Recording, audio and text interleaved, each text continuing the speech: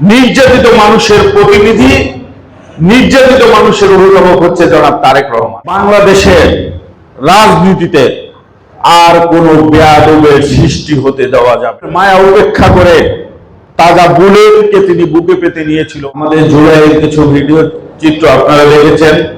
এই 17 বছর আন্দোলন সংগ্রাম নির্যাতনের কিছু ভিডিও চিত্র আপনারা দেখেছেন। জনাব তারেক রহমান তিনি হচ্ছেন সবচেয়ে নির্যাতিত মানুষ। আমাদের এক একজনের নির্যাতনের চিত্র যদি থাকে এক এক ভাবে, আমরা যদি কেউ বাবা হারিয়েছি, আবার কেউ মা হারিয়েছেন, কেউ ভাই হারিয়েছেন, কেউ বাড়ি হারিয়েছেন, কেউ কারাবরণ করেছেন, বা কেউ দেশে থাকতে পারেন নাই। আমাদের এক একজনের নির্যাতনের চিত্র কিন্তু এক এক ধরনের। কিন্তু মাননীয় প্রধানমন্ত্রী জনাব তারেক রহমান কিন্তু এই সব নির্যাতনের শিকার কিন্তু তিনি হয়েছেন।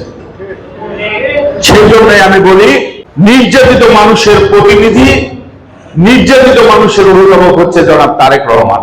আমাদের অনেক কষ্ট, আজকে আপনারা দেখলেন আন্দোলন সংগ্রামে অনেক কষ্ট করেছি, অনেক ত্যাগ আমাদের আছে। কিন্তু আজকে যারা ফিরে আসে নাই, যারা গুরু থেকে ফিরে আসে নাই, তাদের ত্যাগটা কত বড়। আমার সন্তান আমাকে দেখতে পায়, আমার বাবা মা আমাকে দেখতে পায়, আপনারা আমাকে দেখতে পাচ্ছেন।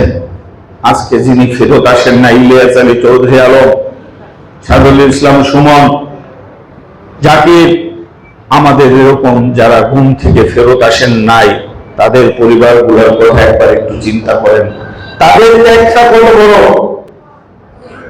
আজকে জুলাই আন্দোলনে যারা শহীদ হয়েছেন, এই 17 বছর যারা শহীদ হয়েছেন, তাদের পরিবারের ত্যাগ কত বড়, তাদের কথা আমাদেরকে আগে ভাবতে হবে।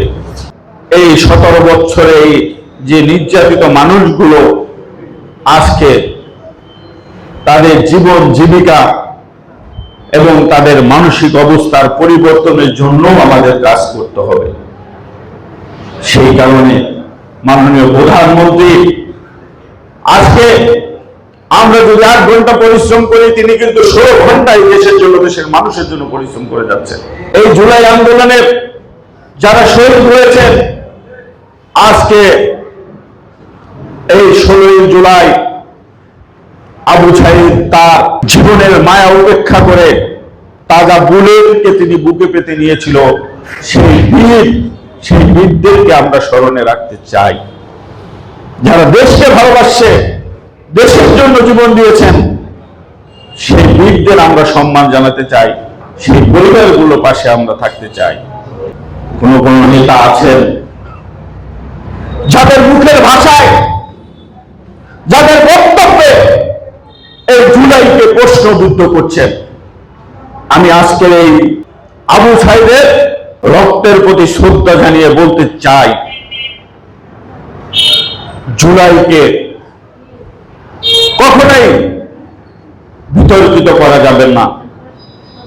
আর যারা বিতর্কিত করার চেষ্টা করবেন আর জুলাই যোদ্ধা সাজবেন, আমরা কিন্তু তাদেরকেও ছাড় দিব না।